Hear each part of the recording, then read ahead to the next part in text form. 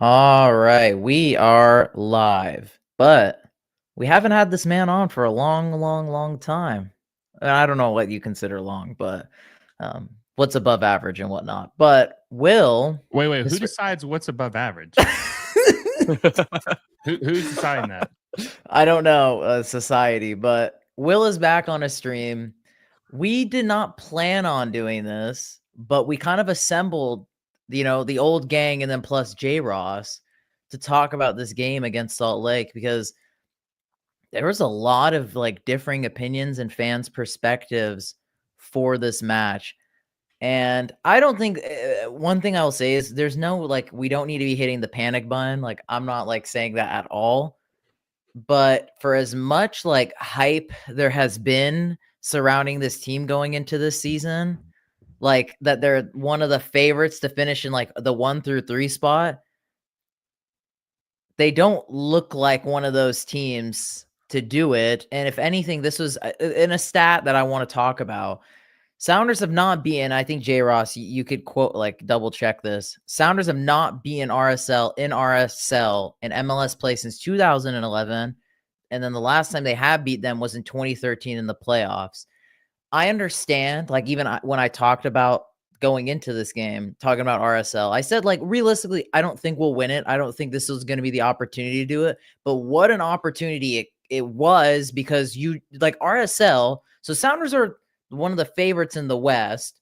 RSL is, being put down as probably one of the worst teams in the West this year. And not only that, they got pumped 4-0 by San Jose, which granted, Will, you have a lot of praise for San Jose. I mean, maybe not, I don't have as much as you do, but I do think this could be a big year for San Jose. But they still got pumped 4-0 and then just lost to some team in Costa Rica in CCC in really embarrassing fashion. So I thought, like, okay, Sounders got at least muster up a draw, but it didn't even look like that, in my opinion. I don't know which one of you wants to take the floor, but I guess we'll give it to Will. Sounders in this, we'll first start with this game. This game for Sounders, what was your thoughts into it? Because I think everyone thought Sounders were going to win this game. I'm fucking going in tonight because I was told all offseason that this team was going to be much improved, that they added the pieces to not only make a run, but to be the favorite in the Western Conference in 2025. I'd seen numerous people picking Seattle to finish first in the Western Conference in 2025. Not me, though. I'm number 4. I got them at number 4, and you saw why tonight. Brian Schmetzer has coaching deficiencies. They're playing in the CCC, right? They absolutely pummeled this team midweek. And for some, why the fuck was Jesus Ferreira and Paul Arriola starting in that game when you were already up? Was it 3-2, 3-1 in aggregate or something? Why were they even starting? That's exactly what I said. I felt like they could have rotated that lineup so much more. This should have been the more important game, in my opinion. This 100% should have been. I wonder, though, what Schmetzer, as of right now, considers our ideal starting 11. Because I'm wondering if he's sort of still riding with Rothrock and Georgie and is still, like, kind of making Arriola and Ferreira earn their spots a bit, even though we've seen they've played well. But I'm starting, like, we're talking all about this depth we have, and I'm wondering what Schmetzer really thinks is our true starting 11. And if, like, you know what I mean? Like, if he's actually rotating. I'm going to be honest. Like, Rothrock and Georgie are not cut out yet, maybe one or the other, to be the starters. Because we saw today, yet again, Rothrock didn't play well at all. Georgie, oh man, I feel bad about this one, but he was really bad. Like, they both, like, Rothrock's been a ghost to start this season, and Georgie was really bad. Yeah, he was really good in the Charlotte game. But maybe it's just because 37-year-old Tim Ream isn't cut out for it anymore. But like, I understand. So Brody's already brought up the first point. Like, we've had great teams. We still couldn't beat RSL. I don't think that's the point here. But the thing is like, even though we like couldn't beat RSL away, we still put up a way better fight than this. Like, this was not a good performance. RSL is a very bad team this year. They could be the worst team, not in just the Western Conference, but the league in general. They are not good. They sold their best players or traded them away and never replaced them. They're not a good team. I was told that Jesus Ferreira was going to be the piece that would unlock everything for the Sounders, that he was the holy grail piece that's going to unlock Brian Schmetzer's potential or show how great of a manager he is once again. Brian Schmetzer looks washed. But the fact that Pedro de la Vega came off the bench, had a great game that midweek, right? Looked really good.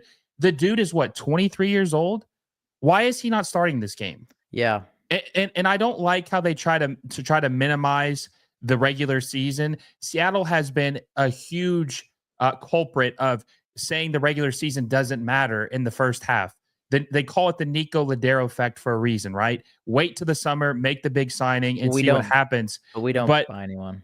Yeah, well, you don't buy anyone anymore, but they just don't care about the beginning of the season, which I think in MLS, guys, you have to care about now because we see all these teams guns blazing, trying to sign big names in the beginning of the season, trying to win every game they possibly can. And if you wait too long to try to take this serious, which, look, it's only the second game. I'm not trying to overreact, but this could be a trend. If they don't fix things, you have to try in the beginning of the year or you're going to get left behind. Charlotte FC gave that game away, right? Tonight, Nuhu looked like dog shit. Absolutely terrible, okay? Looked like, why the hell did they sell this guy a couple years ago when he was clamping down Mo Salah? Yes. But they have to play better from the start. And it kind of makes me wonder, sorry to go on a tangent here, but has Brian Schmetzer just conditioned to just not give a fuck about the beginning of the season? Because this is just the way he always treats the season. He never tries in the beginning. And it's like, can he break that old habit? And if he can't, the Sounders could be in, not for a long season, but a disappointing season, especially after what many people in the media, Seattle media, if any of you guys are listening, said this team would be better in 2025. The thing is too, like the reason I don't like this whole, oh shit, Seattle's next game is LAFC at home. Okay, that I was just looking that up because I was curious about that. But the thing is I don't know why Seattle would be having these slow starts in the league granted 2 years ago. Yes, I agree with Will. Like everyone that hasn't already, please like the stream right now.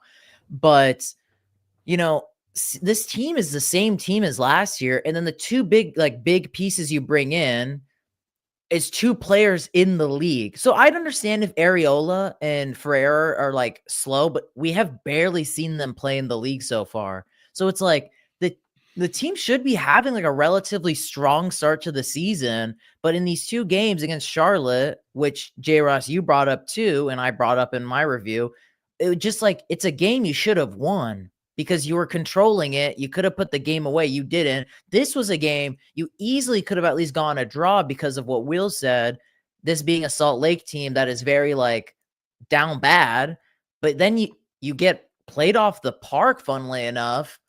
And so it's like, I don't know. And the thing is, this old formula of like starting slow, then getting hot, it doesn't work anymore in the league. I think that was a good span from like 2015 to 2018. That was a good form. I would maybe not even say 2018, but like 2017. But now it's like more of, you got to be somewhat of a complete team because that's what keeps biting Seattle in the butt come the playoffs. We don't host any games. And we really need to start just like being somewhat consistent.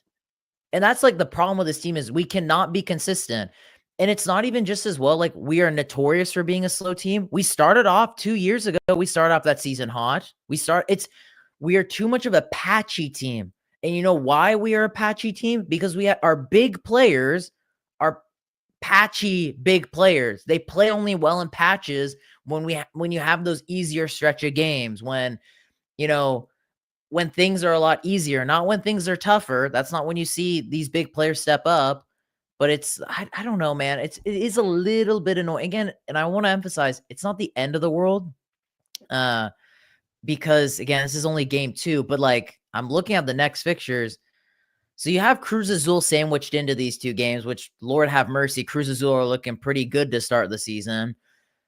You're facing off against Yaku Makas, who once upon a time dunked on us in Seattle, and then Bogusz. Yeah, that's what I'm saying. And then you play LAFC away. St. Louis probably could be our first win of the season. Houston Dynamo at home and San Jose away. I don't know. I don't know. Just overall with this game though, let's get rid of the stupid record. The whole like we don't win at Salt Lake anyway. In regards to this game, what was bad about it? What did Seattle get wrong? And I'll let J Ross, I'll let you take the floor on this one. Well, what's scaring me even beyond just this game is like I feel like we've had the same problem as years past is the Sounders just have the inconsistency of being able to put a game away and get a timely goal. I feel like if you look at all the underlying stats, like we might dominate games, we might make chances, but we've really struggled to find like that one goal, that just put the nail in the coffin or give us that early goal to set the pace away at a place we can't get a win. It just feels like if you look at that Charlotte game, we couldn't put our chances away. Even at that Antigua game, we had so many chances that we left, didn't finish, and made honestly that Reagan chance at the end of the first half, and then they went down and scored. Like those are opportunities where good teams put those chances away and make these games into wins, these ties into wins. And even today, like you saw, we had opportunities to score. We get scored on with a stupid own goal, and then we can't put the ball in the back of the net, no matter how good of chances we create. Like I don't really care what our patterns of play are. If we change it from last year where we're not crossing it as much, we're actually making like good opportunities. If we can't finish at the end of the day, it doesn't matter. Yeah. Sorry. Yes. Yeah, I totally agree. And this game was just not good from us. I mean, Will, do you have anything else you want to add on to what you said before we move on to kind of just talking about this team to start the season? Yeah, well, I told you this on the phone a couple hours ago. A bad sign for this team is that Jordan Morris is already coming back down to earth, especially because he always starts the season off very hot, like the first 3-4 games of the year. The fact that he was ice cold in game 2, not scoring at least a goal or getting an assist, that's not a good sign. I mean, he obviously had the opening game bump or great game in his first match, but if he's already stalling out in game 2, man, this could be really bad, especially because they're wanting him to be the guy, right? I mean, he started up top, right? I mean, they're expecting him to score goals this year. Again, how many goals did he end up scoring last year? Jordan Morris, was it 13? 13, 14, somewhere 13 there. or 14, And MLS. which ended up screwing them because that clause in his deal where if he scored a certain amount of goals, he became a DP, which that's haunting this team like crazy. I think it was Oklahoma kid brought up a good point about there's just no leader on this team. He said Roldan's a leader, but I don't think there's a true leader on this team. I think there's a lot of very timid guys on this team who just aren't willing to speak up, and they just kind of nobody is really taking the mantle like they should. And like you said, it's too early to hit the panic button, but you're definitely not liking what you see 2 games in, and the road only gets harder. Yeah, I totally agree. And I know there's this kind of like 50-50 split because I posted a clip about this, was talking about how like the first game against Charlotte kind of reminded it reminded me of shades of last season and how, we weren't able to put a game away. Yes, we scored a couple of goals, but how we saw last year when we could score goals, we couldn't play defense. When we could play defense, we couldn't score goals. But then there was this other narrative of, I think we did look better-ish, like in regards to, I do like the subs we're able to bring in. There's depth pieces on this team, but as well, it's like, where do these depth pieces fit in when they come into the play, and how can we utilize them? Who's going to be that Chad Barrett of Sounders old, for example, that we can rely on? And I think today just kind of proved people were just like, no, this is not the same team of old. We pumped 2 goals against Charlotte. We pumped 6 past Antigua. Honestly, put the Antigua game aside. Like, Antigua game, realistically, after leg 1 was just a filler game. Like, we had that game in wraps after the first leg. We were bound to score a bunch of goals. Like, that's like this is a team from Guatemala. Like, if you're saying we should be one of the best teams in the West, that's what you should be expecting. Like, there shouldn't be any transparency, you could say, with that. But then we see this game against RSL, which you could argue it's an important game because we can't win in Salt Lake. So it's like, okay, who are going to be the big guys to show up with this stacked lineup? And we didn't see anybody step up in this game. Everybody looked pretty poor. I would say when Pedro came on, though, he definitely added a bigger spark than compared to anyone else. But all in all, it's just like, again, this is shades of last year. I don't really give a shit when anyone has to say, oh, this is like, no, this isn't the same type of performances as last year. This is exactly like last year. When we can What score scares me goals, we too, can't. Yeah, sorry.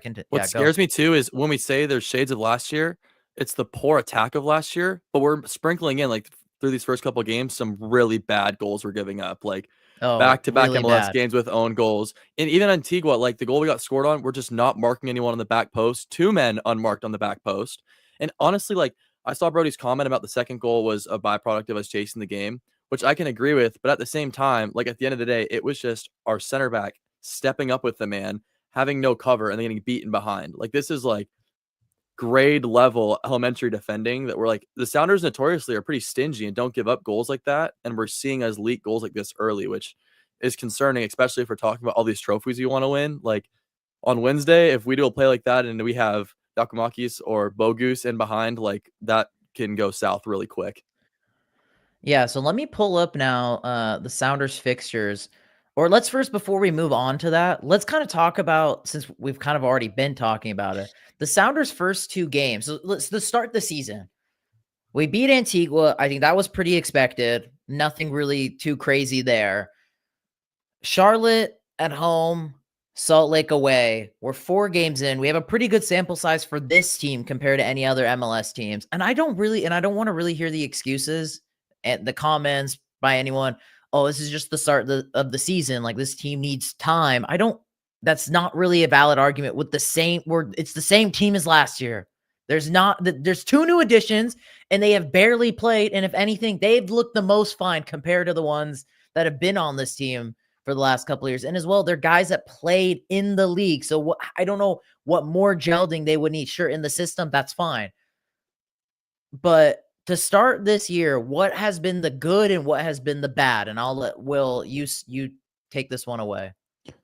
Well, I mean, I honestly haven't seen a lot of good because they're relying on depth, but they're not really utilizing it correctly. Like the mismanagement of how these players have played in the last couple of games is crazy with Antigua or whatever. And it kind of concerns me heading into this Cruz Azul game because like you said, that's a very formidable opponent that you cannot take lightly. They could absolutely smoke you. Like Seattle could lose that game pretty badly off the rip. They could have the doors blown off of them.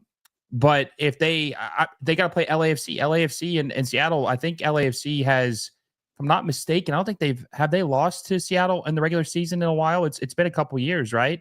I don't know if Dolo has ever lost to Seattle in the regular season since he's been the manager. I think the playoffs was the first time he had actually lost to him. The playoffs is the only time Seattle has beaten Dolo. Yeah, so we got a Liga MX giant that you have to play twice within a 1-week stretch. You have to play LAFC in the middle of that. So we're going to have to see some of these guys who didn't play back-to-back games, or at least a full 90 minutes back-to-back games. We're going to have to see them do that at one point or another during this, or Seattle is just going to concede, hey, this isn't our year. We're not going to advance in the CONCACAF Champions Cup. We're just going to wait until we get embarrassed in the summer in the FIFA Club World Cup. Yeah, but I mean, that's the thing. It's like, we will know. It's kind of hard to tell with Antigua because they're a joke, but I mean, I guess the lineup, he does take it serious. This week, guys, we will see which one Brian Schmetzer and this team actually takes more serious. The regular season, which we think he doesn't, right? Because we talked about him just kind of like, on cruise control. He's just going through the motions right now. But if he gets smoked by Cruz Azul, then what's the excuse? What happens if they lose 3-0 to Cruz Azul in game 1? Then what? Is he going to bench everybody in LAFC and say, hey, guys, we still have a chance. I know we're down 3-0 in aggregate, but we have a chance to fucking tie it up. We can make a comeback here. Like, what is the plan? This is just, honestly, this is a brutal schedule. And I was looking back at their last season schedule just to kind of go down memory lane. And they did go winless in their first 5. They didn't get their first win until April 6th. That's kind of crazy when you think about it. But this could be bad if Jesus Ferreira doesn't step up and play to the capability that they expect him to play and what they trade for, and Pedro de la Vega has to play like he did against Antigua, he's going to be playing like that in MLS, dude. Not these bum rec league teams that me and you could school and probably hang a brace on. He's going to start, I don't even think that those players are paid full-time. I think they got part-time jobs, accountants, fishermen, whatever the hell they are, home build, who knows, whatever the hell they're doing, dentist. But either way, they have to we have to see more consistency with this team. Yeah, no, I totally agree. I was hoping with that Antigua game, it helps, and I still think it's too early to tell, is to help Pedro's confidence, because you could tell at the end of last year, it was hurt, it was shot, and that's what I'm hoping with these good performances against Antigua, he can translate that, which again, as I said, I think he was pretty solid today against RSL. He came on, was able to provide a spark and whatnot. And by the way, everybody in the chat that's watching, chime in with your guys' thoughts on everything we were talking about.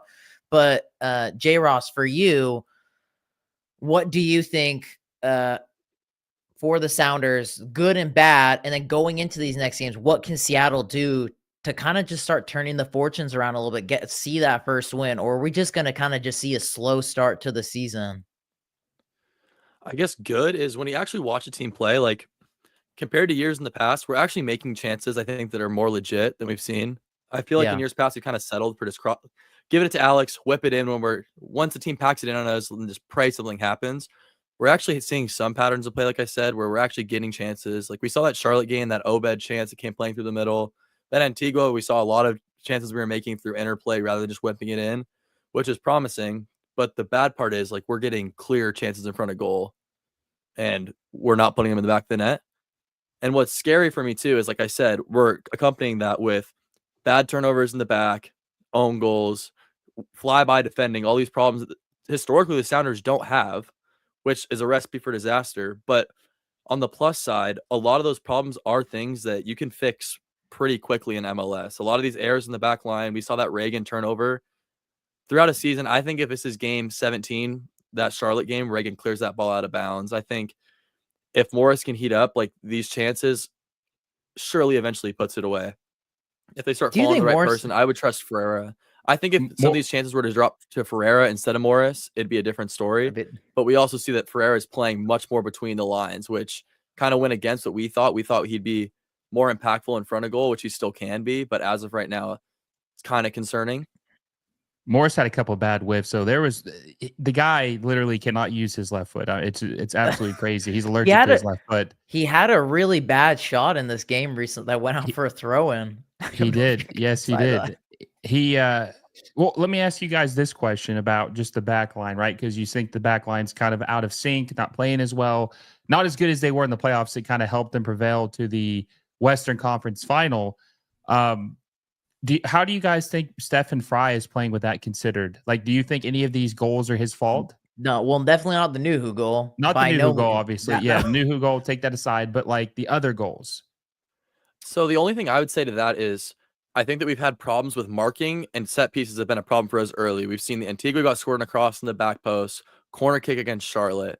Those sort of problems are like, I would like to see a leadership back line starting from Fry, being able to organize these problems. Like you'd hope a veteran goalie, we're not having wide open guys in the box. And I don't think we can put any of the blame on Fry, but that Charlotte, that first goal, I would have liked to see him come collect that or get a hand on it, like that corner kick to the near post. But I don't think you can fully say this is Fry's fault, like as a goalkeeper. But I would have more standards of our captain, you know, to not let these sort of brain dead mistakes happen. I was going to say too, don't get me wrong. I think at some point we really got to think about the next goalkeeping decision, like what's going to have to happen with Fry because he's almost 40. I'm not saying it has to be this year. Maybe it has to be next year, whatever it may be. And this is not the point of discussion. But I think there's a little bit more bigger fish to fry when it comes to the defensive line. That's my thing. We saw it today with Nuhu. Super inconsistent. Alex Rodon, super inconsistent. Jackson Reagan is your modern day center back, but then gets away with a lot of like stupid moments that don't always go unpunished. But again, he makes careless moments happen. I think Yamar is the only consistent man in this block. I don't know, because I don't even know what our best formation is now. You bring in Areola, you bring in Ferreira, but we're still seeing the same type of lineup and tactics as we saw last year. And Areola and Ferreira are barely getting any minutes in MLS. Like, yeah, they played against Antigua, but like, I don't know their true roles. Well, see, with game 2, we tried that our 3-back out, and I thought that we still look way more fluid in a 4-2-3-1, which is kind of concerning. So like all offseason, we were kind of hyping that up, but it felt like in that Antigua game when we tried to switch to it, the attack just kind of like stuttered. We get the ball into that midfield range, and it just looked like we had no options to play to the next line, which scared me. Well, you know, one thing too, because I'm obviously watching more from a league perspective, checking other teams out. One thing that is concerning that we have to point out about Brian is he is changing a little bit, not as much as you would like, and he's not really getting the most out of his players. But you could take an example of Columbus, who sold their best player, sold their backup striker, never replaced Aiden Morris, and they are firing on all cylinders. They beat the Chicago Fire. They beat, I want to say it was maybe not Nashville. But they won their game. I'm forgetting. It's Today. I think it was St. Louis. Today. Yeah, I don't think it was St. Louis. No, they beat they beat the Fire last week, and they beat the Revs today. New England. 1-0. Yeah, New England. The Revs, okay, beat the Revs. So you're seeing a team who hasn't even filled out their final DP spot, replacing their runner-up MVP candidate. They lost their best player, and they have not lost. Brody's favorite player, by the way. Is that his favorite player? Cucho, he references him in like every single video. Well, I'm carrying on Brody's energy. He actually DM'd me and told me to mention him. No, he didn't. But either way, I think that you can just see a good coach adapting and getting the most out of what he has. And I think Brian is a good manager if he has all the right pieces and the team is perfectly set up the way that Garth built it in 2016 and then 2019. But this team is Craig Weibel isn't an architect of a great team. We all know that, right? And I just don't think that Brian is capable of winning an MLS Cup with this team. He's just not that kind of coach. Either you have the loaded team that can do it, or you're going to just kind of be competitive, get in the playoffs, and normally lose in the semifinals or occasionally lose in the Western Conference Final. But I think regardless of how bad the players are playing or not playing up to the standard that we expect, I feel like Brian has to get some blame for that.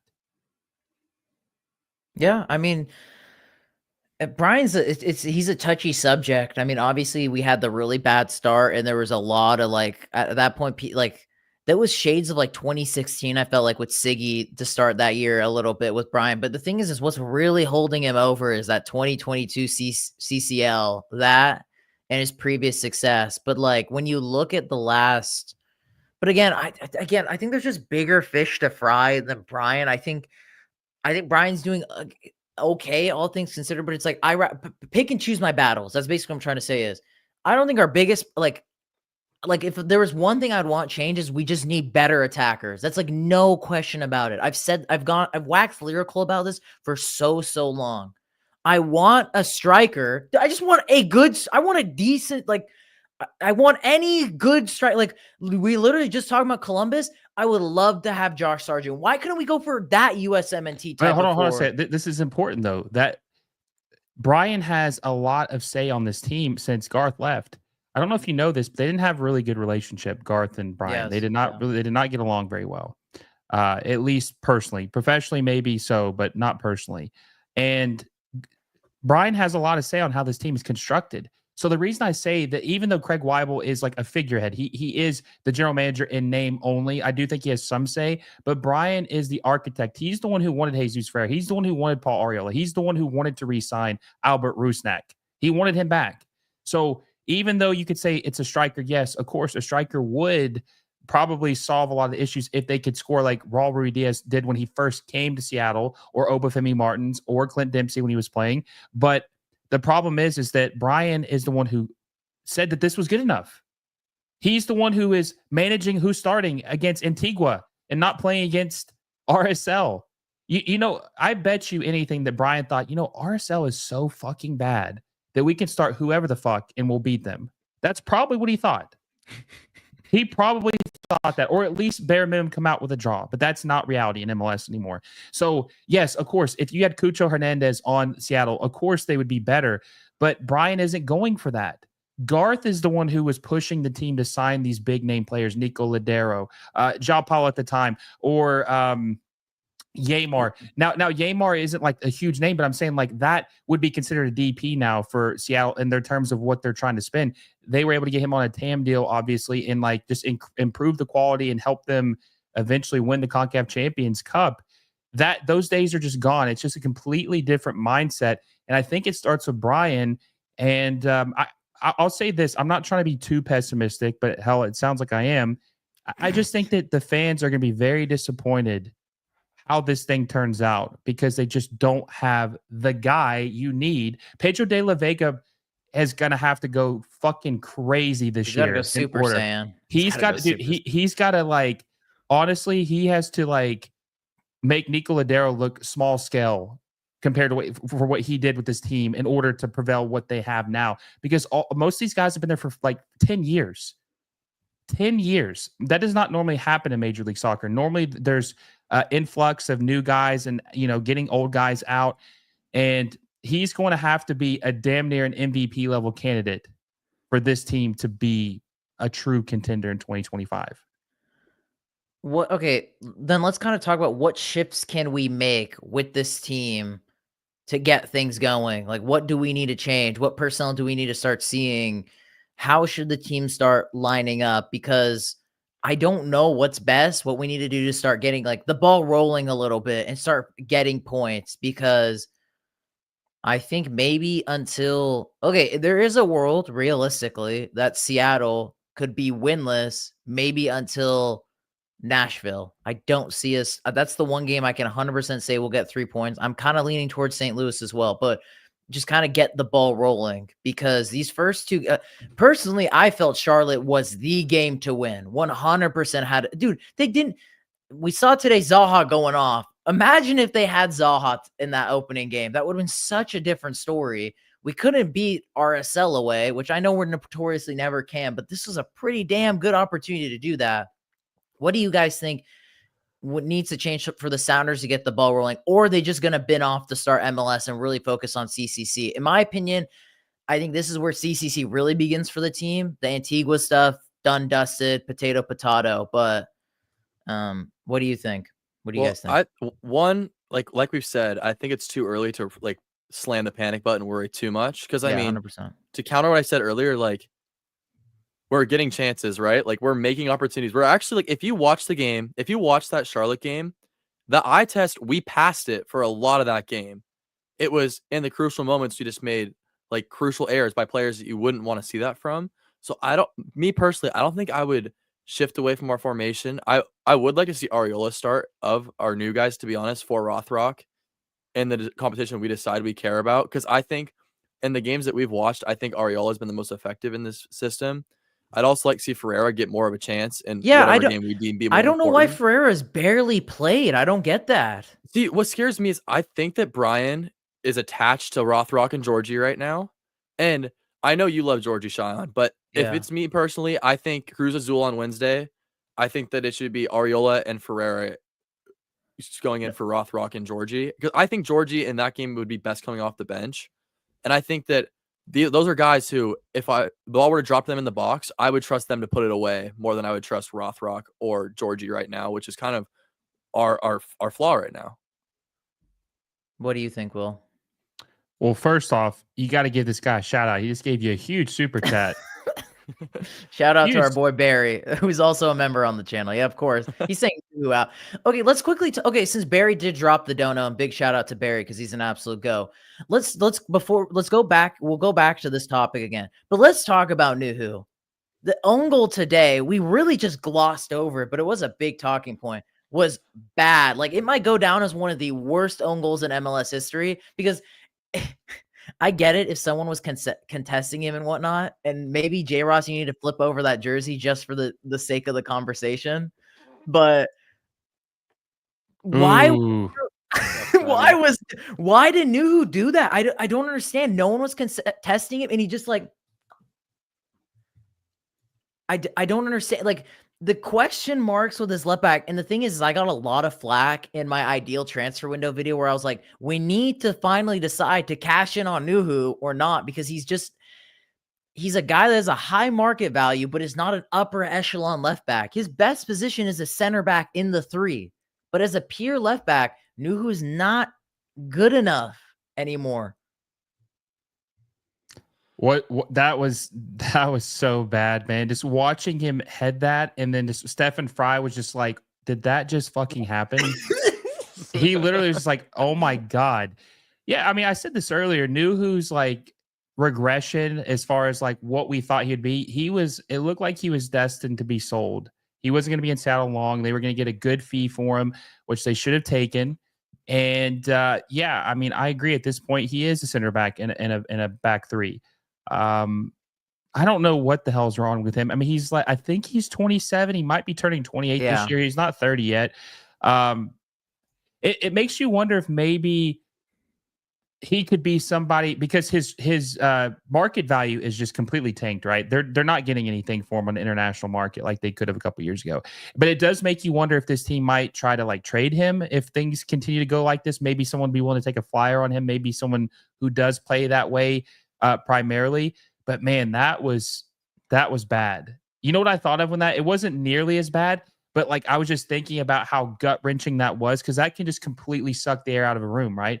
It reminds me of when Maxime Chanot scored that own goal for Seattle in the semifinals, and it just literally just sucks the air out of the room. It kills all your momentum, and it just feels like, fuck, dude. Even like we literally just gave them a goal on a platter, and I don't know. I just think Nuhu, his confidence is just, especially as a fullback, is just at an all-time low. J. Ross, you're the Nuhu guy.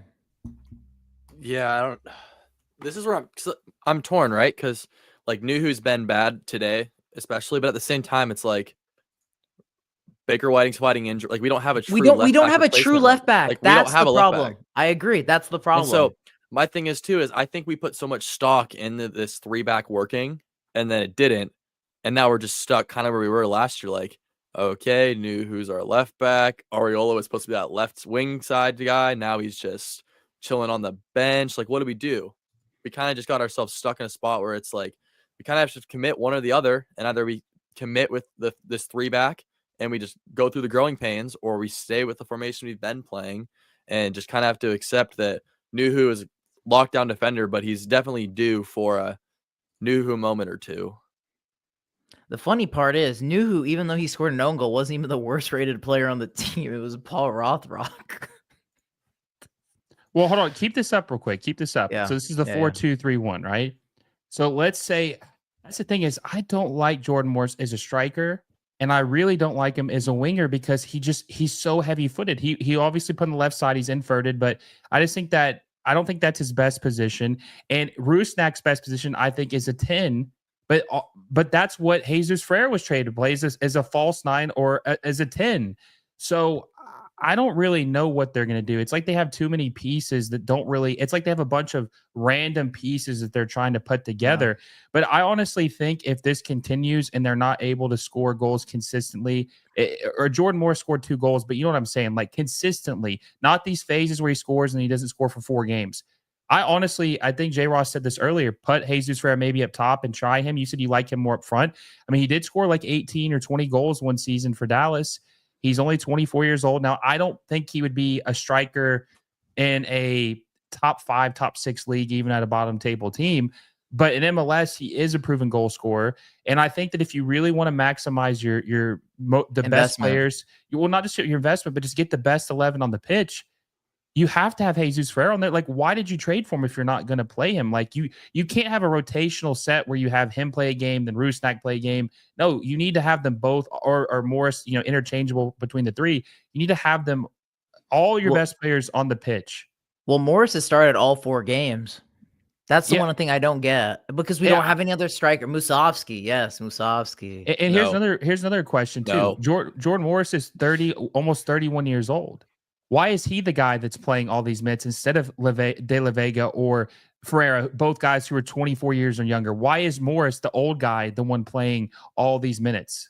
I will counter that, though, I don't know fully what Ferreira's full fitness is, because he did come into camp with a little knock. So I wonder if that's in the back of Schmetzer's head. But like, he doesn't want a De La Vega 2.0 situation. I wouldn't be surprised if that's what he's thinking. But you could see it kind of that first half of that Antigua game when we felt like we had some room to like try stuff out. We had Ferreira on the field, and if you watched our attack, it was completely fluid. No one was in the same space for more than a few minutes. And so I wonder if we're having that we're going to try to eventually get to that phase where it's like we're going to have Ferreira be listed as a right winger and De La Vega opposite side, vice versa. And it's just going to be a fully fluid front 3, which I think could work best for this team, is having De La Vega, Morris, Ferreira all on the field, and they might have a certain spot in the team sheet, but throughout the game, they won't be a striker for the full game. They won't be a winger for the full game. They will interchange, which I think with what we have right now is our best hope to get goals. You know, people aren't going to love what I'm going to say. I've said this, I think, in a few lives and videos. In my opinion, I think what would be a very saucy and interesting way to line up is you play that false 9 center forward with Ferreira, you play De La Vega on one wing, you play Georgie on the other wing. I kind of like that attack where Georgie and De La Vega can interchange on that wing, and you have a focal point in Ferreira, and it might bring out the best of them. My thing is I feel like if you play something like that, you need to have a winger who's like a goal-scoring winger, and De La Vega has proven not to be that, and Georgie's not that. I know. I think the most realistic way where we would try to play that, if we were to do something like that, would be Morris off the left. Bro, I don't think Morris is a winger. That's Do the you problem. think there's any chance? I'm just kind of looking at the lineup and kind of thinking like back to a couple of years, like 7-8 years ago. Do you think there's any chance we could see them maybe go back to a 4-4-2 where they have Rusnak play in the midfield like as an 8, and then have either Roldan or Vargas start next to him, rotate them, and then have Areola or Georgie on one side, have De La Vega on the next, and then have Jesus Ferreira and Morris play next to each other up top, kind of like Martins and what we saw with Dempsey. Yeah, Ferreira could be the Dempsey, because we know Dempsey's not like a 20 goal scoring striker. He's not. Neither really is Jordan Morris. But I think that Ferreira is more Dempsey than Morris is. Oh, he's 100%. the one who can he can be a great false 9. I think that now obviously defense. We talked about the defensive deficiencies. Having Roldan or Vargas next to Rusnak in the midfield could leave you open, and it could be ugly. But I think that that's how you would get some momentum in the attack, right? I think that's the thing with Brian. He's got to be creative. How to get these guys on the pitch. He can't just say, hey, I'm only running a 4-2-3-1. And okay, my best acquisition is just not going to start because I'm going to start Rusnak and Morris up top. He's got to be creative with it. And I just don't think he's honestly set in his ways. It almost seems like he's not making his system. He's not making his players fit the system. He's making a system fit the players, or vice versa. Like he's not. You're supposed to adjust to your players, not have your players adjust to your system. I just don't think that's what he does. Yeah, it's a big head scratcher. Barry also asked, number 9 U20. I'm kind of praying for every single god up there that we get like a Joveljic type of number 9 with that U22 spot. I don't know how realistic it is, if we'll even do it, but I really need us to get a legitimate striker. I need one for the sake of my life watching this team. That would have been a nice acquisition. Imagine if Joveljic was up top, or even Chicho Arango, $1.5 million in GAM. San Jose looks great right now.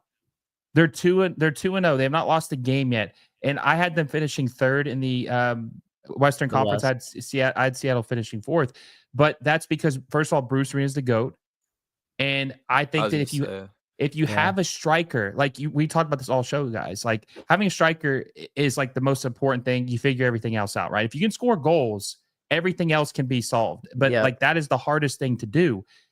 They're doing the complete opposite. They're not scoring goals and like, yeah, we got everything else, but we can't score goals. It'll work itself out. If they had a Chicho Arango or a Joveljic, I mean, funny, both of those guys got traded this year. Both of them, they would have at least won one of these games, but they probably would have won both games.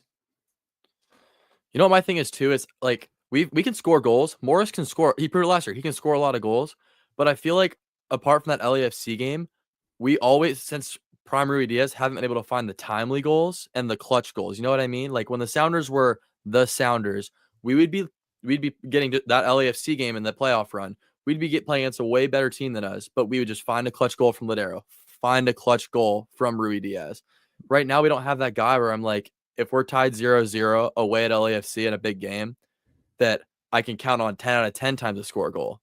I think Morris can do that, but he's proven that he doesn't really have a consistent clutch gene, that timely goal factor that like all the best strikers have. Right? Think about when we were successful with Morris, when he was the 3rd guy, the 4th guy in the depth chart to do that. He can't be the main guy. We've already talked about this. Can't be the main, but he's making main guy money.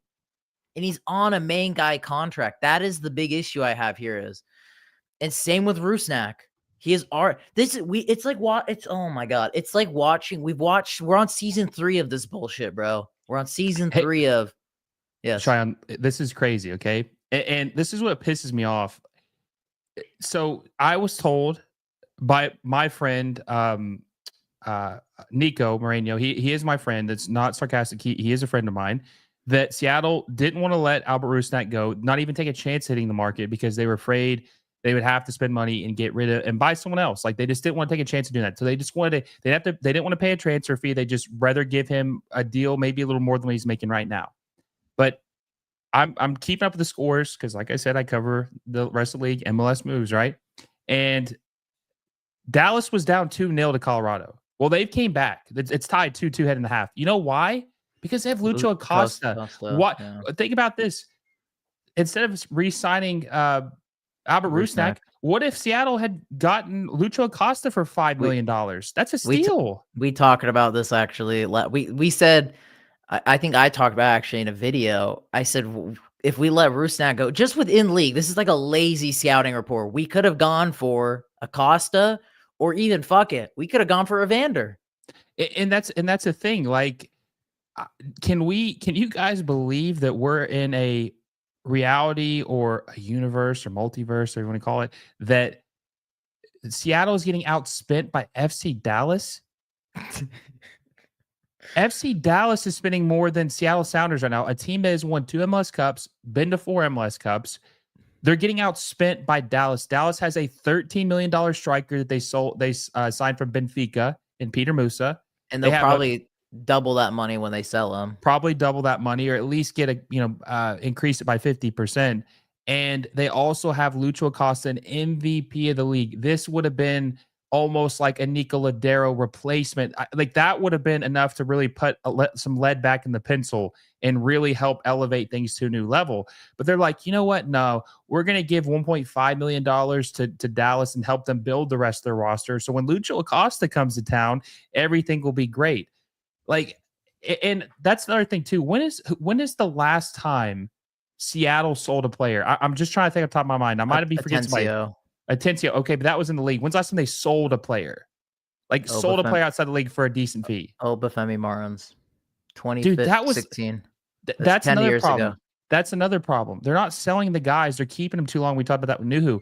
That is another mechanism you have to use in Major League Soccer, because you can convert that transfer fee to GAM and help build the rest of your team. So, which will be interesting if we do that, because we have Obed is supposed to be our cash cow. So it's going to be interesting to see if we decide Club America, right? That's the most common team he's been linked with. Club America, Chivas, and then apparently Tom put out some stuff that teams in the Eredivisie are going to go in for him when the summertime comes. And what do you think the fee would realistically be for him? 6 to 8 million? I think so. If that's offered, you have to sell him. You have to sell him, because that could be $3 million in GAM that you won't that Greg Weibel will have to use that he won't use, but he'll still have it to use. You know, he probably will keep you guys on edge and not sign anybody.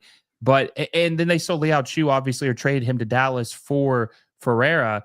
So I'm trying to think, who are the U22s currently right now? Who, because the designation was the other day. You don't have a U22. None. Which, that's what we've been talking about. We've been saying, I think that our best move is to sell Obed, get money for Obed, and we need to be scouting for his replacement right now to use one of those U22 spots and someone in the midfield. And then you have one more to go play with. And here's the good news too, right? They changed the rules. So you only were able to sign one, because if you had 3 older DPs, which they had Pedro de la Vega, so I guess it's not exactly the case, but either way, you had to have a young DP in order to sign all 3. That's been changed. You can sign 3 U22s and then 3 DPs. So they have 3 spots they can fill this summer where they can sign 3 young, talented players to help this team out. And honestly, guys, based on what we talked about, I would probably go for a fullback, maybe a new replacement. Yep. And then maybe I honestly think, I know that Reagan obviously will probably play better. Gomez is good, but and Nathan is not bad, but I think Nathan's not on the team. Is he not on the team anymore? Thank God. Then they definitely need this. I would be like, I think they should go heavy defense to the U22, the attack, and then maybe use one of the spots for a striker. But I think they should use 2 of the U22 spots on a fullback and on a center back. That's right. Nathan plays for Nashville now, right? Or who does he? I know he plays in the league still. Doesn't he play for No, like he Nashville? doesn't. I think he's outside the league now. Yeah. Oh, he's gone. dead. Okay. He's gone. All right. Yeah. RIP. But either way, I think a young fullback to replace Nuhu, and then a center back would be too good. And because they're cheap, right? That's not going to break the bank buying a young center back and a young fullback. It'll be respectable transfer fee. And then maybe they can use the last spot on maybe a $4 to $5, maybe even $6 million striker who could eventually be what Jovic was, because Jovic is probably the most successful U22 striker we've seen ever. Yeah. I've been saying too, I've wanted is this U22 spot to be spent on a left back, but an attacking minded one. Like, if we commit to this 3-back, we can keep Nuhu because we know Nuhu's best in the left side of a 3. Yep. And I think if we were to go all in on a Bariel type left wing back who is a winger at wing back, and that 3-back would fit our system perfectly. And that's a type of build. You can find players like that in South America. That's been a proven commodity down there. You can get it anywhere, bro. Africa, Asia, South America, doesn't matter. You look at Yamane. He's been a smash hit since he joined the Galaxy at right back. Absolutely. I would say that right now MLS has been such a proven stepping stone for South American talent. Oh, no, I feel like that's a position pool that I feel like not easy. I'm not saying it's easy, but that's a realistic goal to have as a team. You want that DeMarco from like Inter-esque left back for that 3-back. That's what you want. That type of dude. Well, and here's another thing too. Like I'm not saying that Seattle's going to sign a guy this quality, but this is to a bigger point though. MLS has evolved so much, especially like in the last 10 years. Where we're talking about Nuhu, he's not very effective in the attack, right? He's almost non-existent. He's just not good in the attack. In MLS now, fullbacks have to be, well, damn near any good league, you have to be good in the attack. You can't just defend a guy, clamp him down, and you're good. Like, you have to be able to do something in the attack. Like, look at Jordi Alba. Now, obviously, he's one of the best fullbacks of all time, but look how much better Miami is because he can play in the attack. He's almost damn near a winger at this point. He had 15 assists last year as a left back. Now, I'm not saying you got to, did you not know that he had 15 assists last year? Yeah, he had 15 assists last year at left back, and he didn't even play every game. So now that's extreme. I'm not saying the left back has that 15 assists, but dude, the left back should at least have like 4 to 6 assists, like just something, some crosses, like in the final third. Like they got to be able to do something, and you need a young guy who can do it all. And I think that'd be money well spent. But I just hope this isn't all hot air. I hope that this is something they're actually thinking about, because it feels like the fan base is always a day ahead and $1 more than what the actual front office is. The front office is always caught behind paying their bills. Yeah, I'd agree. I mean, look at all the big good teams over the past couple of years. Like even LAFC is more MLS name, but Ryan Hollingshed, like that's a player who, an attacking minded wingback who that wins you championships. Which he did. He's one of the big reasons why they won MLS Cup in 2023. Exactly, which I think is something that we really could use a target. You after, look at have a clean slate for U22s. Who scored in the in the 2020 in the 2023 MLS Cup final? I said LAFC. LAFC won 2022. 2023 for Columbus, or Yeboah, another guy, another wingback that helped score in that final. He's kind of a wingback. I think another good person that you could really oh shit, I had the name in my head. Give me a sec. Go ahead and finish your point. I'm going to go back to who I was thinking of a second, but there's another player that would be good in something like this as well. That would help them out a lot. The thing is I don't like again, but what mistakes? Like I get it, like we're gonna have mistakes, but like this team should be hitting the ground running a little bit more than this. I will say that the mistakes that I think they're referencing are a lot more on the defensive side, like that Reagan turnover for the second goal against Charlotte. That's just a mistake. Not marking someone in a corner, like these are all like simple mistakes that should emphasize the should be fixable as we get more into this season, which they're referencing, which that is one of the bright spots for me. But I'm more concerned about the attack, which has been kind of the story of the Sounders for how many years now? 3 years now. Well, I found out who I was talking about. Okay, so take Jordi Alba off the table because that's a little bit. I mean, the guy literally was the left back for Barcelona, right? Let's take a guy who's played most of his career at MLS. What about Kai Wagner? That's what I was going to say. Signed him from the Bundesliga, like the second division or whatever. Yeah. He's had 2 seasons with double-digit assists. He had one with 15, one with 13. Very good player for the Union. And they were able to keep him somehow. I'm surprised he didn't move on. But in his 7 years, and keep in mind this year's doesn't really count as 7 because it's only 2 games, but we'll say 6 years, okay? In his 6 years as a fullback, guys, he has 55 assists. That's crazy. That means he's averaging almost 10 assists a season as a fullback. How many That's what you assists? need? It's even crazier too because he actually was from the 3rd Bundesliga, so it's For the like third, yeah, even further back, yeah. which it takes work. I'm not saying it's easy, but it shows these hidden gems are everywhere. Everywhere. And with 3 U22 spots, there is no reason why we're not taking a shot, right? You miss 100% of the shots you don't take. Don't take. You know what I yeah. mean? Well, you know what could be interesting too? I could see a scenario where maybe Seattle could work out a deal with the Galaxy because they have a left back, a U22, Julian Audi, who isn't playing right now because John Nelson played so well. Maybe they could work out a trade with them where they don't have to pay a fee, but they get a quality because he's only 20 or 21 years old. He's not. I he's wonder still if he plays more for them as the year goes on, just because he's much more of an attacking prowess compared to Nilsson and kind of Yeah. where they're at right now. I think they're going to give him time to develop. It would really depend on, I guess, what the Sounders would be willing to offer. I don't know if I doubt that they would do anything like a Nuhu straight up for. I think that would probably be a really bad deal. They'd probably have to, offer some GAM or something like that. Sounders aren't selling anybody. Like, if we're gonna be 100% honest, nobody's gonna, unless something catastrophic happens where a guy like absolutely pisses off Schmetzer, shags his daughter or some shit like that. Like, nobody's gonna get like booted off the island here. So it just be incoming transfers, in my opinion. So not even a trade. I don't see it. Choose made sense for a trade because Schmetzer and him have been beefing since the dawn of time, and I don't blame Chu for beefing. He was pissed because he literally was on the verge of joining Flamengo, and then Craig Weibel was like, "Stop, we're not letting this happen." I was told that Seattle isn't wanting to really spend that much money, like they're kind of being a little conservative.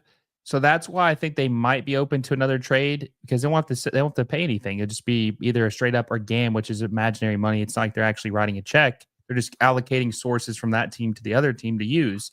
I don't know. I think that this team is probably locked in until June or July. This team we have that you guys have right now. Yeah. And they will get better as the season goes on. It's just a matter of how far the hole has been dug by that time. And, the fortunate thing for you guys is that you play in the Western Conference.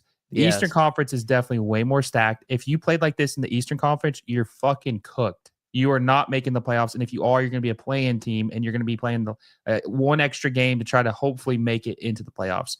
But, the Western Conference, don't sleep on it because it is getting better. If San Jose is good, San Diego is good, LAFC is okay, I guess. I'm still skeptical about them. But there are all these teams that could be respectable in the Galaxy when they get Ricky Puig back and integrated in a couple months or towards the end of the summer, or this U22 striker they signed from Botafogo. Keep in mind, getting a striker from Botafogo, a 20-year-old kid who's played 80 matches for the Copa Libertadores champ. It's a hell of a signing, by the way. Guy could end up being better than Jovic. He could be, especially with the service he has.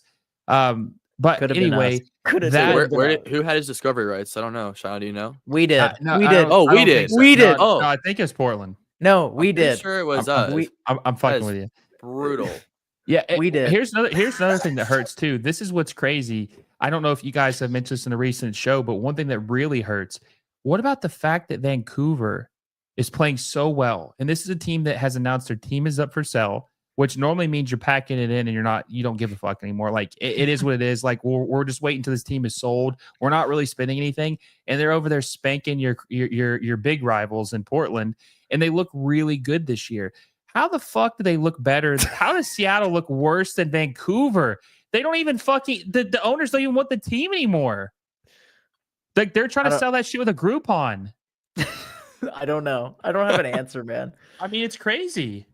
I think, Will, you honestly hit the nail on the head with the things will work out for. But the thing is, I'm a little bit tired of seeing the same story with, either we start strong or we don't start strong. We dig ourselves in a hole and then we kind of just muster our way back into the playoffs. We win a game or two and then that's it. Because it's like kind of like the lifespan of this team right now because you've seen this cinema film multiple times now.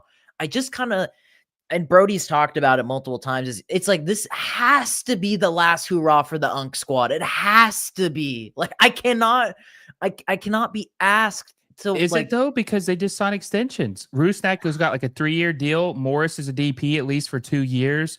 I think I want to say Roldan is at least guaranteed through 2026 or 2027. So maybe it's not, man. I mean, they're literally riding these guys into retirement. Like, they're not getting rid of these guys in the foreseeable future. But in all honesty, because you guys are fans, like, and you've seen 2 games and you've seen 2 CONCACAF Champions Cup games, small sample size, but it's more than preseason, right? It's not like you're just projecting without seeing.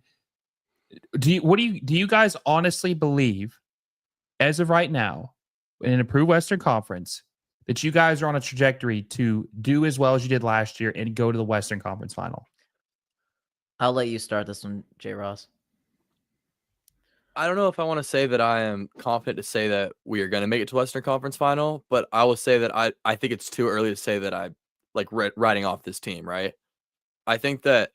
But what's your gut right now? Like what is your gut to, I know that it's too early, but what you're seeing right now, and look, information's subject to change. Like, you can change your opinion if things happen, right? I'm not saying this is like your opinion the rest of the season, but as of right now, do you really believe this team can make it to the Western Conference? You know what's the stupid thing about the MLS is I don't right now think we're going to finish high in the West, but also I kind of think we'd still make a run in the playoffs just because the Sounders just always find a way to have like a stupid 1-0 win in those big games. You know what I mean? And I still have not given up on that because we're 2 games in to a bad run of form. And I mean, we proved it last year. It's how we beat LAFC. So I don't think I'm willing to say right now, like, I think that we're screwed in the playoffs, but 2 games and I'm willing to say I'm not as confident that we was finishing high in the standings as I was hoping we would. Sean, before you rebuttal to this, okay, let me follow up with this with J. Ross. If this team doesn't make a significant move in the summer for the second time in a row, does that change your mind? Yeah, I mean, it definitely makes me a little more concerned. That pause was crazy. That was like that was like a light flashing before we're like, oh fuck. Yeah. Well, here's the thing, right? The past 10 minutes we've been saying all this opportunity we have because we have 3 U22 spots, how much freedom we have. But then the thought of like there is a chance that we don't sign anyone, like that was sort of going through my face there. All right, Sean, what do you think? I think we'll see the same go around. I mean, we kind of talked about it. Not second time buried. I think Will knows this will be the 4th. If Sounders, and again, this is such a big if, I think Seattle will sign somebody. It's a matter of will they go balls to the wall like they should, or will they just do something kind of like the whole like meme with the guy with the stick, like do something. They do something because they know fans want that to happen. I think we got to see what happens in the summer. We got to see what happens with Obed, but I think we'll probably see something. I think things will change. You buy a legit striker. I honestly think if you buy a legit fucking striker, the whole thing changes. The whole story. I know you don't completely agree with this, maybe, Will. I think there needs to be more changes. As of at least how I feel with this team, a lot will change if you buy a legitimate striker. And why do I say that? A guy that is like Rui Diaz, that is like Obafemi Martins. I don't care how much you have to pay for him. You buy that type of striker, it changes the whole complexion because, one, it puts competition up for Morris. Because I think his biggest issue is he's always good form, bad form, good form, bad form. And you know why? Because he will start every single game. He has no competition. Because Musovski, bro, should be playing in my indoor leagues with me because that's the level he is at right now.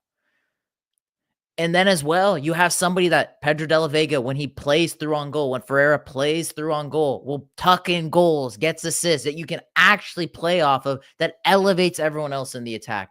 Say you do that, I think it's a whole different complexion, in my opinion. Here's the problem, though, right? The problem is it's really hard to get a U22 striker that could do that for you because it's a gamble. It's a guy that you're high on who could be good, but it's a risk. You don't know if they're going to be good or not. Now, every signing's a risk, but this is like an extra risk because the kid is young. He's in a new environment. You just don't know what you're going to get. Now, so you can't move Morris because he's a DP. Nobody's trading for him. Nobody's buying him. Rusnak just signed a new deal. Nobody's trading for him. No one's buying for him. The only way that could happen is if you sell Pedro de la Vega. He's the only DP on this team that has any value. And that's the problem. You can't sell him because you need him too much. So I was are gonna you say saying he's the one DP I wouldn't sell? So that's the thing. So okay, we talked about striker being like the one thing that's most important. You figure everything else out later, right? Would you be willing to sell Pedro de la Vega if that meant you got a great striker? When you mean by great, you mean Rui Diaz Well, 2.0. I would say like let's take him out of the equation because the team's different. Okay. Let's just say let's go with someone else. If Cucho Hernandez is a 10 out of 10 in MLS, we'll say like an 8 out of 10 guaranteed. Yes. An 8 out of 10 on of Cucho. Yes. Yes. Yes. But Pedro de la Vega could be like Gabriel Peck. I'm taking the risk. I'd say yes. Yeah, so that is honestly, it feels like the only option is you're going to have to get rid of that's not going to happen. They're not going to get rid of Pedro de la Vega. So they're going to have to get a U22 striker who's unproven and hope to God he's worth a damn. I just want to see a legit striker. But in regards to your original question, how do I think this pans out? I think there's going to be highs and lows like last year. I think Seattle will have games like we've just seen in the first two matches that were very frustrating. We couldn't score goals, this and that. Then we'll have patches when we play against Minnesota and whoever it may be, where we get goals, we get wins, things are looking a lot better. Morris, Rusnak get the stats that they need. You know, Georgie chips in, Rothrock chips in. But at the end of the day, we'll get into the playoffs. That's no question. I've never had a doubt in my mind of us getting in the playoffs. But it's like, I don't see us winning any trophy with this type of layout, this type of system, unless we add something or subtract something, like a little combination of both. I think, again, what we saw last year is we made it to the Open Cup semifinal because we played against a bunch of second division teams, and when we faced off against our first legit opponent in LAFC, we got bounced. In Leagues Cup, we played against LAFC, we got bounced. We played against the LA Galaxy, we got bounced. So until you add that piece that puts you into the upper echelon category, we'll be there. But I think the club is cool with that. And we'll just have to see what happens. But I think that's kind of where we want to conclude it, in my opinion, for this live, because we've been live for an hour now. I don't think press the panic button. I think Sounders will be fine. I'm just kind of getting annoyed at just the kind of like dry offense and just not being able to kill off games. And I just want something a little bit more fun to watch, a little bit more entertainment, because at the end of the day, this is an entertainment business. I don't think I know that people are going to say, well, it's entertaining to win. Yes, I guess to a degree, it's somewhat entertaining to win, but we're not winning it like we used to, in my opinion. But any closing thoughts from you two? I'll go. And I'm not pressing the panic button yet, but if we come back 3 weeks from now, Jesus Ferreira has been legitimately playing, and we're still having conversations like this, then I might start reaching towards that panic button a bit. Right now, I'm not too stressed. I think that we're making opportunities, and I think if we can get either one of our new guys to actually make an impact, we put the ball in the back of the net, I think we'll be just fine. But it's definitely scary how this season has started off. Because, and I'll add this point before you go, Willis, it's because we're literally, look at this lineup. How much different is it than the lineups of last season? Minus, what's his face at right back? Mr. Flipman himself. Like, how different is Kalani, this lineup? Kosa Rienze? Yeah. Like, that's the only big change. Like, this team. Shout out Everett Jets. Oh, sorry. Okay, yes. had to do it. But like, this team isn't that much different. Like, I don't understand why we have these choppy water, such big choppy waters. That's just the thing. But again, honestly, I don't think I'm gonna press the panic button at all this year. I don't think we miss the playoffs, regardless of how things go. I think everything will make the playoffs. I'm not too concerned about it. Clean up the childlike mistakes, and we potentially have 4 points, if not more, at the end of the day. Yeah, but we'll go. Yeah, so I don't think we even need 5 weeks, honestly. I think that next Wednesday, not this coming Wednesday, next Wednesday, Leg 2. after having 2 legs, because it's Tuesday, so it'll be the day after. So we'll have 2 legs at LAFC. We're going to have 3-game sample, 2 tough CONCACAF Champions Cup matches, and a pretty formidable rival in LAFC. Your competition in that top seed. Yeah, we're gonna see how good this team really is, and you would hope to God at least one of those games you see Brian's A squad, like the team that he considers to be the strongest lineup, and that will really tell us what this team is made of. Now, if they lose all 3 of those games, like pretty disgracefully, like let's just say they lose on aggregate to Cruz Azul 5-1, and they lose 2-0 to LAFC. I think then you could probably start thinking, fuck, this is not good. This is really not good. Because scoring 1 goal in 3 matches, this team and this fan base wants to win an MLS Cup.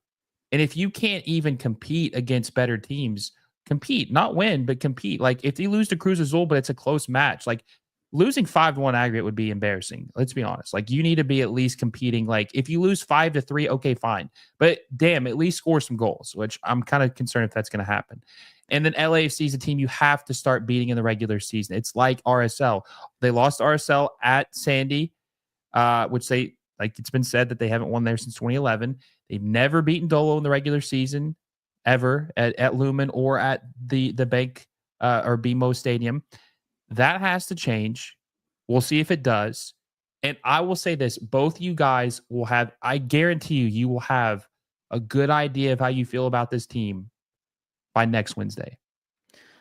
The final point I'll add to what Will said is I don't, obviously only one team can win MLS Cup, and I don't expect us to win MLS Cup, but it's like when you look at the years like 2014 and 2018, I like using these 2 as examples because we ended up winning it a year or 2 later.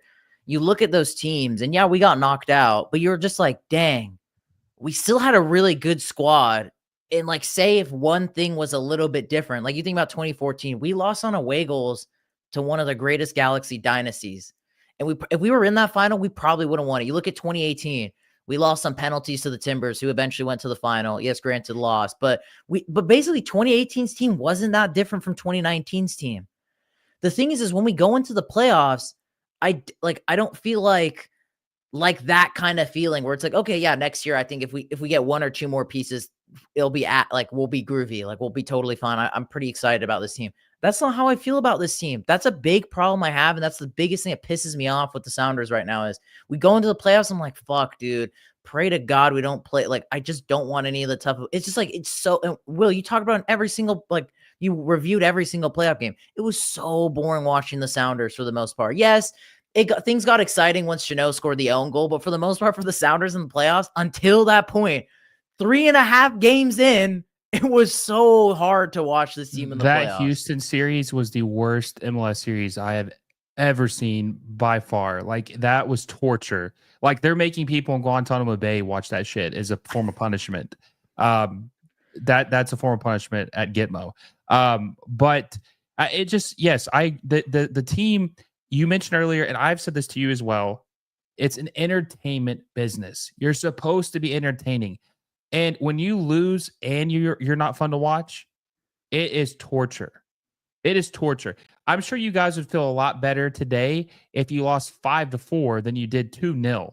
Like, I know that you fucking lost, but at least it was fun and it could have went either way. Like, it really just felt like Seattle was never in this match. It was just felt like they were just like when Nuhu had that own goal. Like I said, it sucked the air out of the room, and it just kind of felt like they did not want to be there.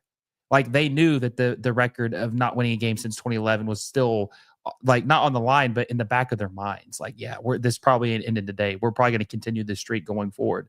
Yeah, I just wish this team was fun again because they really were a fun team to watch in the Nico Ladero days. The Dempsey and Obafemi Martin dynamic duo was insane. They won the Supporter Shield, I think, that year in 2014. Only year even though they Supporter Shield. Yeah, so even though they didn't win an MLS Cup under Ziggy Schmid, but they were still fun to watch. They were very fun to watch. And you had that hope going into 2015, like, okay, we were going to run it back, and we think we can do it, adding those right pieces and things like that. Seattle were only 1 away goal away from winning the treble Let's think about it. The fucking treble in 2014. In 2018, we were a penalty shootout away of going 4 straight years to the MLS Cup Finals. That's insane. You know, I've never talked to Jay Ross before, but you know, when I talked to Nico a couple weeks ago, and he was telling me that this team has never been ambitious. It was false ambition, like they never have. And I just disagreed with that because when this team, I don't know how old you are, how long you've been following the team, like, you know, religiously, but this team, when Tam was introduced, they signed Evenshitz, crazy name, by the way. They signed Nelson Valdez. They signed, oh shit, what's the name? Roman Torres. Yes, center back. He's not Costa Rican. He's Panamanian. That's what he is. Yeah, he's from Panama. They were a team that pushed the envelope. They're like, yes, this is the rules. We're going to use every rule that they have that we can possibly use. Like, if you had told me 10 years ago about the U22 rule and then told me, like, hey, they're going to have this rule where you can sign 3 players under 22, whatever fee you want, whatever. But, hey, Seattle, they're not going to have a single one of those on their team. I would say you're out of your fucking mind. There's no way. The team spent $10 million on Dempsey in 2013. There is no way. Like, do you believe that this team, do you agree with what he said, first of all, that this team was never ambitious? No, but I don't think we were never ambitious. It's just that with this current regime, we're been unambitious. I mean, even going back from the start, right? Like our first game, we had Freddie Montero, who was a big talent out of South America, and we tried to sign Freddie Lundberg, which, hindsight, not a good signing, but Arsenal invincible. Like, there's ambition there. Arsenal invincible and Swedish icon. We can't forget about that big player from Sweden. And we're talking about all these prime eras. We're talking about these Obafemis, these Clint Dempseys, Lideros, Rui Diaz, all this ambition we had. All these names I'm saying, when we were in a clutch game, I had in the back of my head, oh, Freddie's going to score. I need him to score a goal. Oba's going to score. We need a goal. Dempsey's going to score. We need a goal. List goes on. And we've kind of lost that. It's not kind of. We just have. No aura, no leadership, no person that, you know, Jordan Morris is like a plague on this team, by the way. God, I wish, it makes you wonder what would happen if he hadn't tore his ACL against Swansea. Or if he hadn't have taken, if he had taken Jurgen Klinsmann's advice in 2016 and went to Germany instead of staying or coming to MLS. Yeah, I don't know. I feel for you guys because I love the fans of Seattle. I really do. Even if some of you guys think I'm negative, which I think most of the people in this chat are pretty reasonable about what things are. They're not delusional. But I think that I feel bad for you guys because the ownership is like pissing on your head and telling you it's raining and just expecting you to be going every game and just like keep it business as usual, even though the team isn't committing or matching that level of passion you guys have. It's just really sad that Seattle should at least be like a Cincinnati or an Atlanta. Like, that's the market they are. They're not New York City. They're not Miami. I understand. They're not going to get Messi. They're not going to get Ronaldo. They're not going to get Griezmann. I understand that.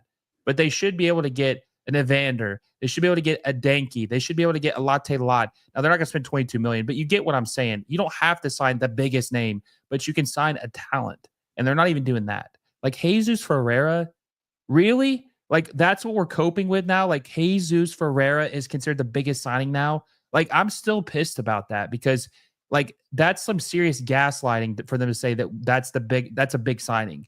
That is not a big signing. Nobody else even wanted him like that. No big team were like, yo, hook me up with Jesus Ferreira. You'll pay half his DP salary. Fucking sign me up, dude. $2 million in gambling out you? Fuck yeah, let's go. That was not happening. You know, so like, it's really sad that Nico Ladero, well, I guess Raul Ruiz Diaz was technically their last big signing that produced right from the start. But like, I can't believe the Nico Ladero signing is almost 10 years ago. And next year will be 10 years. And it just feels like that is a completely different team. Completely different team. Just sad, honestly. Well, I think there's a lot of good tangents, talking points from this. If you guys watched the whole thing, you stayed at the live, thank you so much. If you haven't already, make sure to smash the like button. In the comment section, even if you're watching this live, let me know your guys' thoughts of everything we talked about in the comments. Because again, this is a discussion. And who knows? We might just absolutely slap up Cruz Azul We absolutely wax LAFC. The whole narrative changes, but the conversation keeps going. And next time will be positive or whatever may happen, may happen. Ferreira will score a hat trick. I don't know, but let me know your guys' thoughts. Agree, disagree. Make sure to go check out Will, MLS Moves. Great channel. He's killing it right now. Oh, Barry with another donation. Barry, again. listen, my friend, look, I love you, okay? You need to come check me out. I do live streams. I do them sometimes. I've got some good MLS content. If you want to be up to date on what's going on in the league, my friend, come check me out. I love the generosity that you've been sending Cheyenne and J. Ross tonight. But yeah, check my channel out if you want to hear some perspective from an MLS perspective. 100%. I totally agree with Will. So make sure to go check him out, guys, if you haven't already. And then, yes, as Valmos Sounder said, these next 2 games, and when I mean 2 games, Cruz Azul, the tie against Cruz Azul and LAFC, it's going to be kind of that, like, putting the pitchfork down of where do we stand with this team going at least until the summer and how things will go. But boys and girls, Barry, yes, you are the go. I hope we all have a lovely day.